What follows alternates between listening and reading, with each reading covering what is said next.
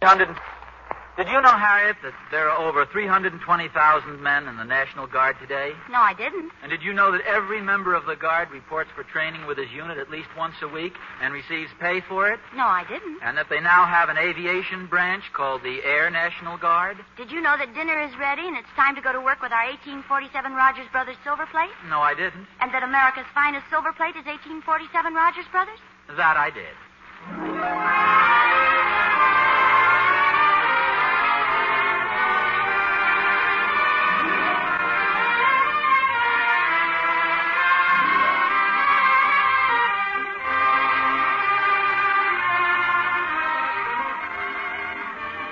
America's finest silver plate is 1847 Rogers Brothers.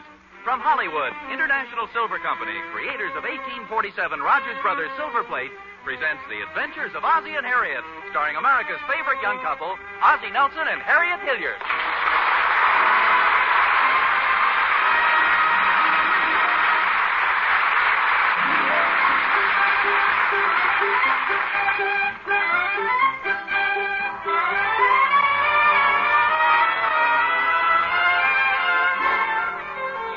There's excitement in the air.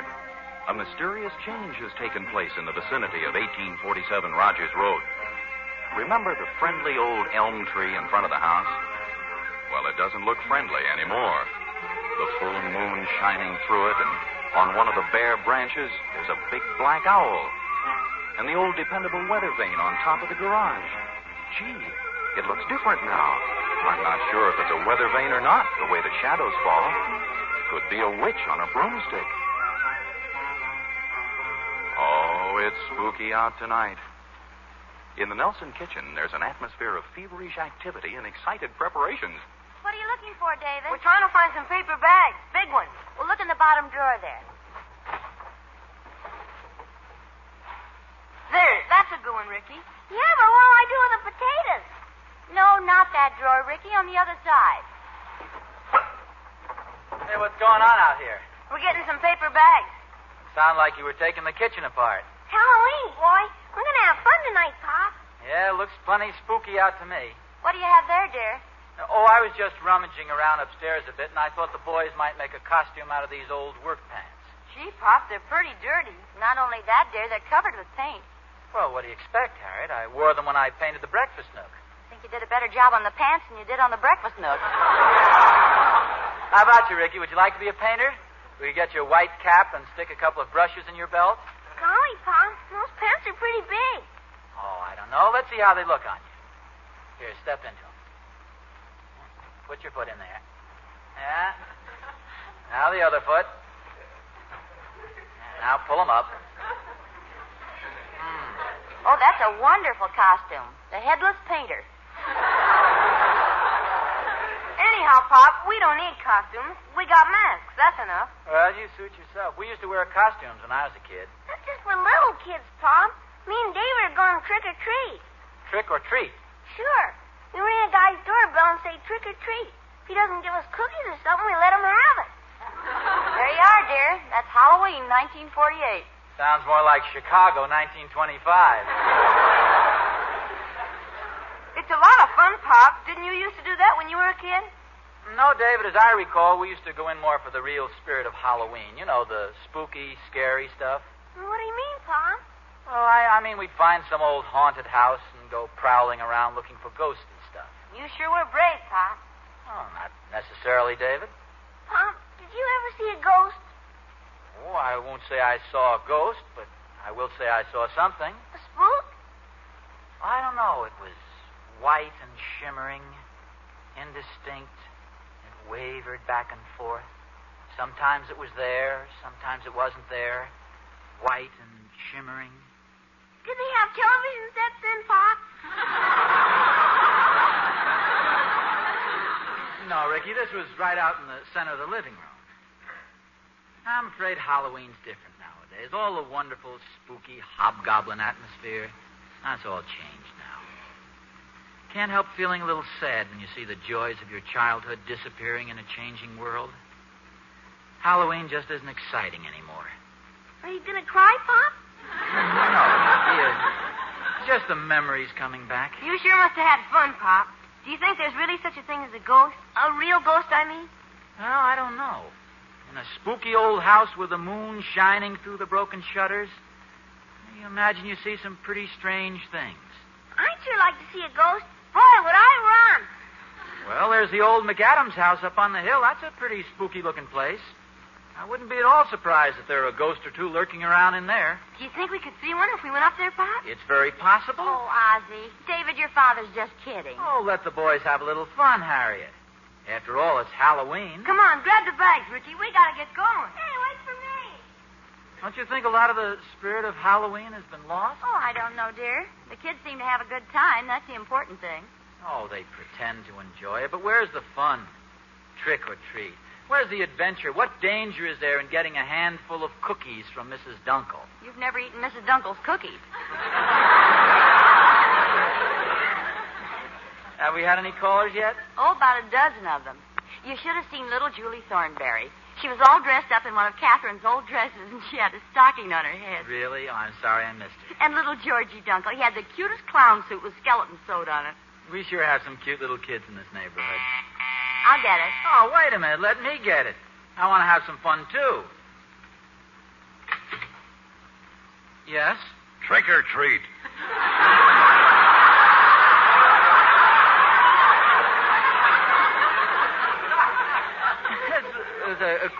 Wait a minute. Aren't you a little big to be playing trick or treat? Trick or treat. How old are you? 53.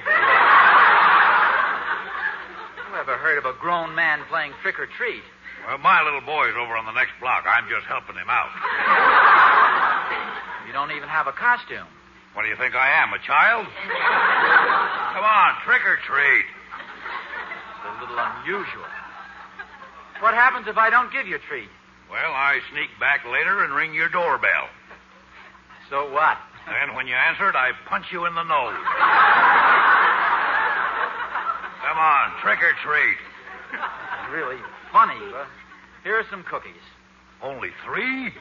Well, they've got to go around. There are other children, too, you know. Okay. Oh, they're chocolate. My kid likes chocolate cookies. Thanks. Oh, that's all right. How old is your little boy? 25.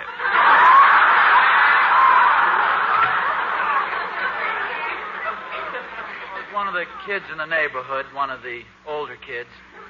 Say, would you do me a favor if you're not too busy? Yeah, what is it? Would you stop down at the store and get some candies or something? The rate we're going, we're going to run out of stuff. Okay, Hey, what are you doing? Just putting a couple of cookies in your pocket, in case you got stopped for trick or treat. Some of the boys get pretty rough. Oh, Harriet, please. You don't think I'm afraid of a bunch of kids? Well, suit yourself. Last Halloween, Joe Randolph bumped into the backfield of the high school football team and came home minus his trousers. No kidding.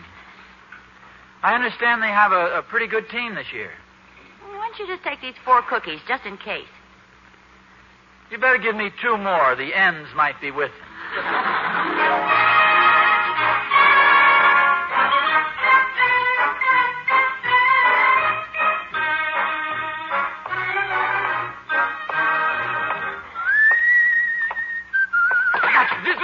Don't tear my pencil. The cookies were in my pocket. They're very nice cookies.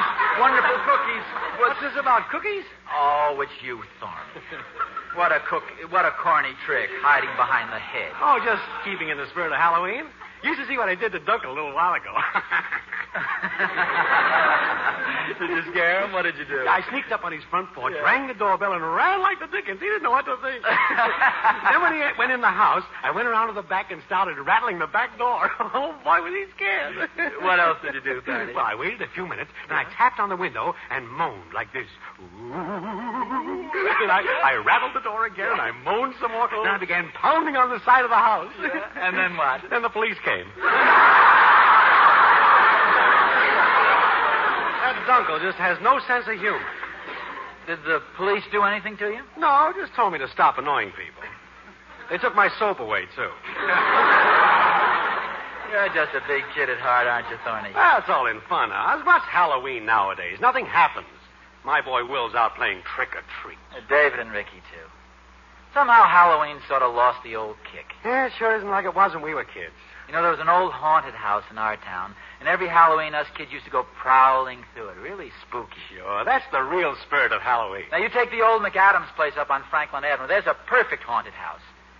Is there some way to sneak in there? You mean you go in there at night? Oh, sure. Why not? Oh, no reason. I just never cared for the looks of the place myself. Those grotesque chimneys, staring windows. Sort of gives me the creeps.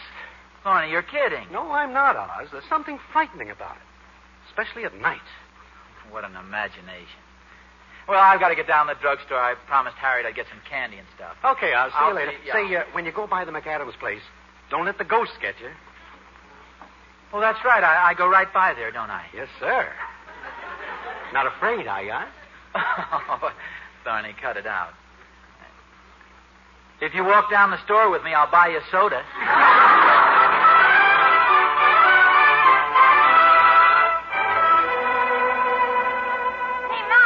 We went over to the McAdams place and we saw a ghost. A real ghost? A ghost, a real ugly one with sharp teeth and a long nose and pointed ears and hair all over his face. And first we thought it was Pop. That's the nicest thing anybody's ever said about me. I mean, we thought it was you trying to scare us. Oh, boys, don't be silly. You guys probably saw the moon shining through the window, and your imagination did the rest. Okay, go up and see for yourself. Yeah, why don't you, Pop?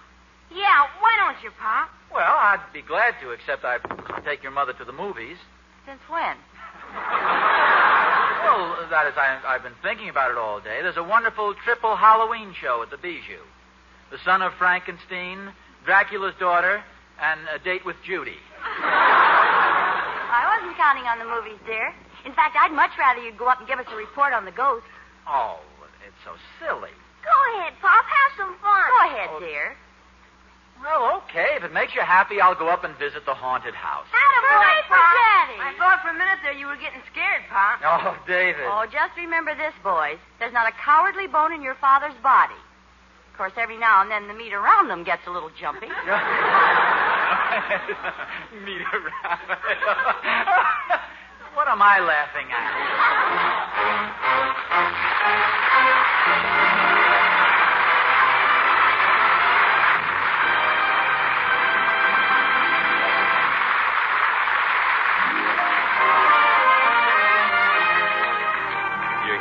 Back fence, you hear it on the bus.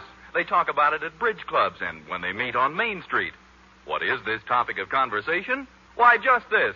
The 4 patterns created by 1847 Rogers Brothers are the loveliest in town. Yep, it's true. The 4 patterns created by 1847 Rogers Brothers are unexcelled. No other silver plate is designed with such imagination, such feeling for detail. And each of the beautiful 1847 patterns is designed with you in mind, designed to fit your tastes, your scheme of decoration, your dreams. If you like modern, dramatic things, for example, the 1847 pattern for you is Eternally Yours. Eternally Yours is simple and sleek in line, and each piece is crowned with exquisite openwork, even the knives. That's a feature you'll find only in 1847 Rogers Brothers. And in every way, Eternally Yours is proof that the beautiful silverware, which bears the year mark 1847, is the finest in America. So see it tomorrow. Eternally Yours, one of the 4 love patterns created by the one and only 1847 Rogers Brothers.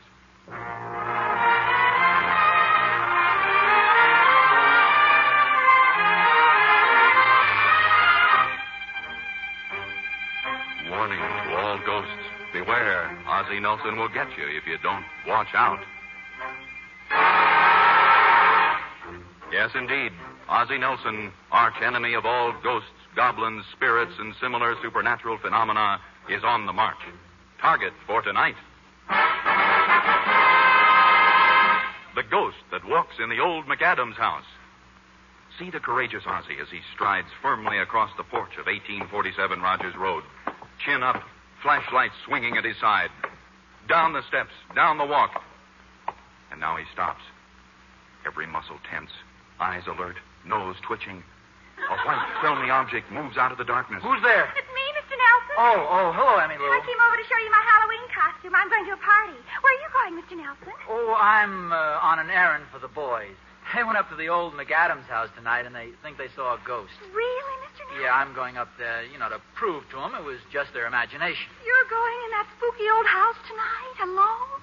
Well, of course. Evidently you haven't heard the story about the McAdams place. Well, I've heard some silly rumor it's supposed to be haunted or something. Oh, but it is, Mr. Nelson. I heard the whole story from the people who live next door. The story goes that years ago in Scotland, in the old Haggis Castle, the young and beautiful Lady Jane McAdams had a quarrel with her lover, Douglas McDingle McCampbell McTavish. A Scotchman. Yes, as much. Well, anyway, Lady Jane pushed her lover, Douglas McDingle McCampbell McTavish, down the stairs. Down, down, down he went, his head banging on each stone step. Thump, thump, crunch, crunch. His bagpipes mournfully playing, the Campbells are coming. As he lay at the bottom of the staircase dying, Douglas McDingle McCampbell McTavish, or as they called him, Mac, as he lay at the bottom of the staircase, he took an oath. Oh, I'd swear a little myself. He took an oath that he'd follow Lady Jane wherever she went. His spirit would always haunt her. Where did she go? She came here to the United States and built the old McAdams place. And they say that on nights of a full moon, like tonight, the giant ghost of Lord McTavish returns. And while the eerie notes of bagpipes ring in the night air, he prowls the house in search of Lady Jane.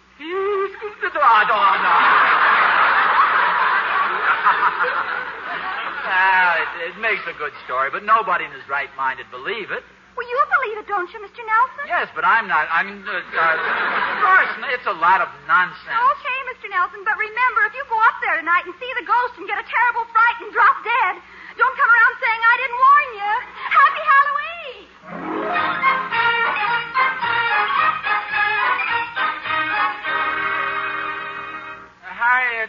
Harriet. Oh, hello, dear. You back so soon? No, I haven't gone yet.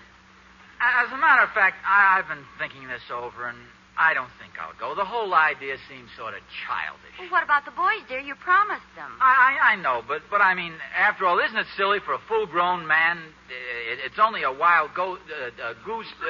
That's all it is. Well, if you'd like, dear, I'll go with you. The boys...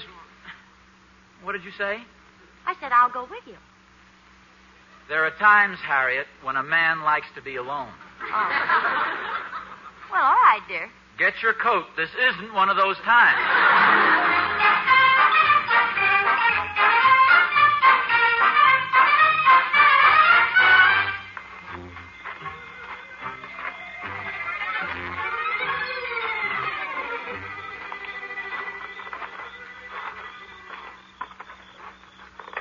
Don't get nervous now, dear. Just keep cool. Oh, I'm cool, all right. Matter of fact, I'm shivering a little. Just hold my hand good and tight. I can't. Hmm? You're squeezing mine so hard the fingers are asleep. Sorry. Is that better? It's better. How do we get through this iron fence? There's a gate here someplace, I think. It'll probably be bolted and spoil all our fun. They usually have a huge lock on these things and thick chains. Now, here we are. Oh. Locked? No. Well, push it open. Here, will you take the flashlight a second? Thanks. And the baseball bat, too.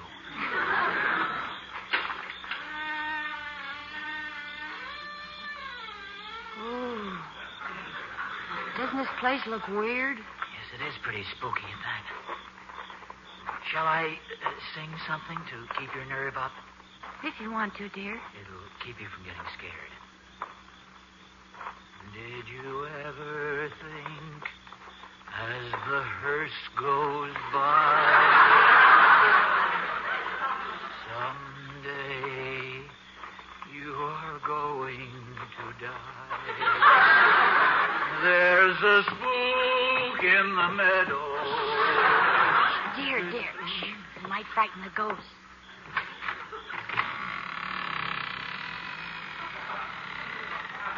Must be a haunted house. The door squeaks. I don't know why you insisted on coming along, Harriet. I could just as easily have come by myself. Ozzie, something has hold of my coat. Yeah, that's me. Who closed the door? Didn't you? No. Oh, it must have been the wind. Gee, this place sure looks creepy with the moon streaming through the windows. What was that? What? Now, dear, don't be frightened. I'm right beside you. Ozzie, there's something in this room. It's coming toward us. It's getting closer. Harriet, quick, my baseball bat. Hey, Oz, careful with that. Hello, Harriet. You old trickster, I Thorny. just thought I'd have a little fun with all the talk that's been going around about this place. So you're the ghost David and Ricky saw. I should have guessed by the description. You should have a bagpipe, though, Thorny.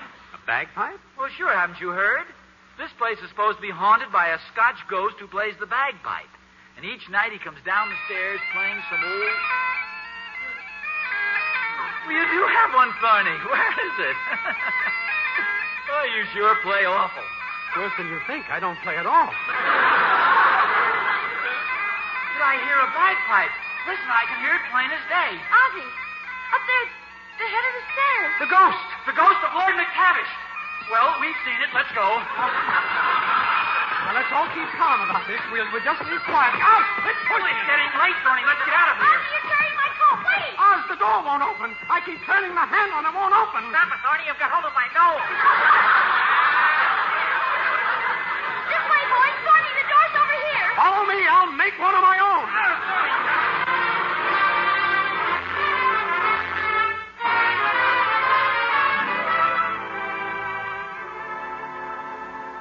More coffee, dear? No, thanks. I can't understand it. There must be some scientific explanation. Did I seem very scared out there? Oh, no, not especially.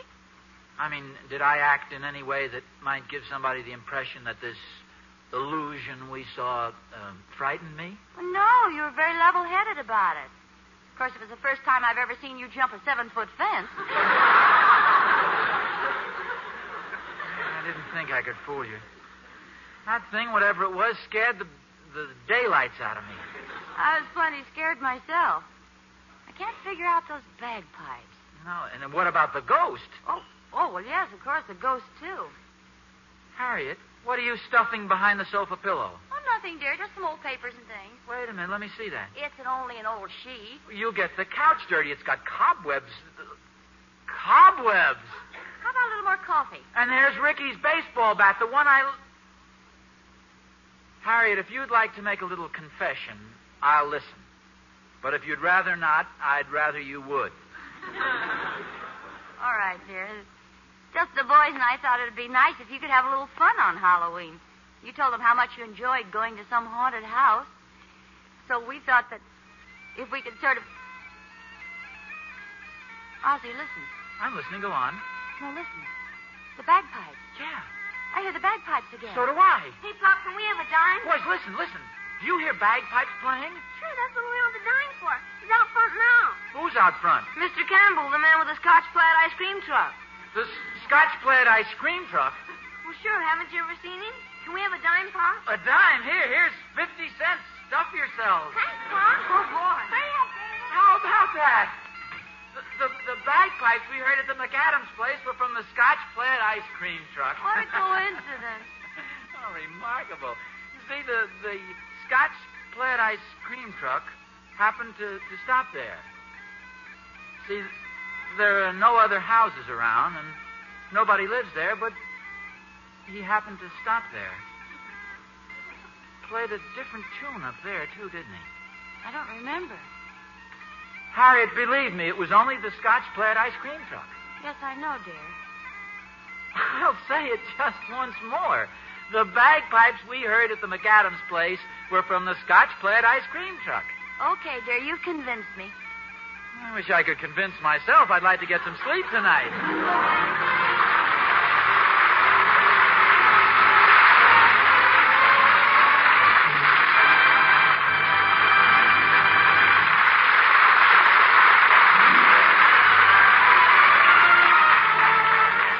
Ozzie and Harriet will be back in just a moment. Well, I don't know how you feel about it, but I kind of hope the bagpipe music didn't come from the Scotch plaid ice cream truck. Because that's the way Halloween ought to be. Lots of mysterious tapping at every window, witches riding through the air, spirits in every tree. I've already had a message from the Halloween spirits, Mr. Smith. Last night on my way down Rogers Road, a voice spoke to me suddenly out of nowhere. Honest? What did it say? Beware. If you don't give us a special treat on Halloween, we'll spirit your new set of 1847 Rogers Brothers away from you. Beware. Hey, now, there's a smart ghost if there ever was one. You mean I have a smart son if there ever was one. He hasn't heard me raving about my new 1847 Rogers Brothers for nothing. Oh, nobody raves about 1847 Rogers Brothers for nothing. There are all kinds of good reasons for getting excited about it. 1847 is the finest silver plate in America, you know. No other silver plate in the world can match its beautiful features. Features like the exceptional height and depth of the pattern ornament, and the extra luster, perfect weight and balance of each piece. Those are the features that make 1847 Rogers Brothers really more like solid silver. And don't forget the price of 1847 Rogers Brothers, Mr. Smith. Oh, impossible to forget that, because it's so unusual. 1847 prices haven't gone up since 1945. Not a single penny. So, no matter how you look at it, 1847 Rogers Brothers is the silverware you want for your home. It's the best, the finest silver plate in America. Famous 1847 Rogers Brothers.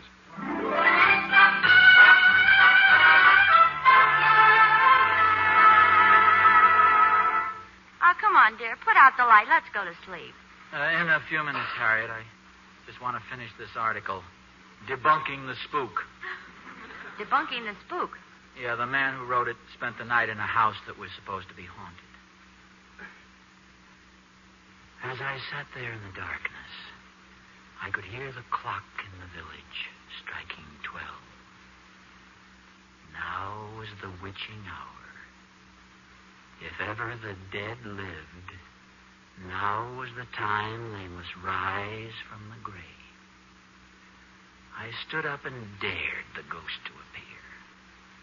I said, if you were a ghost, I dare you to strike me dead. Silly article. What happened next? Well, and let's see, he goes on to... Yes? The article ends right there.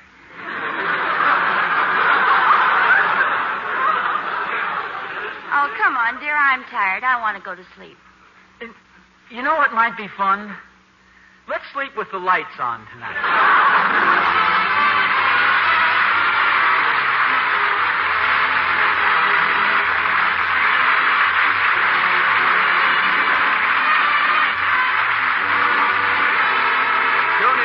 To another adventure of Ozzie and Harriet, starring Ozzie Nelson and Harriet Hilliard. And remember, America's finest silver plate is 1847 Rogers Brothers. Yes, Harriet, America's finest silver plate is 1847 Rogers Brothers. Appearing in support of Ozzie and Harriet were John Brown, Janet Waldo, Henry Blair, Tommy Bernard, and Jack Kirkwood. Original music was composed and conducted by Billy May. This program originates in the Hollywood studios of the National Broadcasting Company and is also broadcast over the Trans-Canada Network of the Canadian Broadcasting Corporation. This adventure of Ozzie and Harriet will be transmitted to our men and women overseas by shortwave and through the worldwide facilities of the Armed Forces Radio Service. The Campbells are coming. No, Lord McTavish. Ozzie? It's a ghost. Ozzie, wake up. What's so racket, Mom? Daddy's having a nightmare. Is that what he's doing? That noise really scared us. Well, it frightened me, too. Okay, now we're even.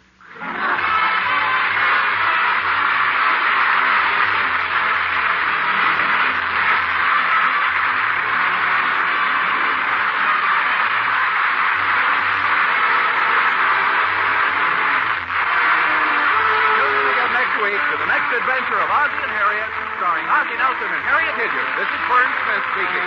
This is NBC, the National Broadcasting Company.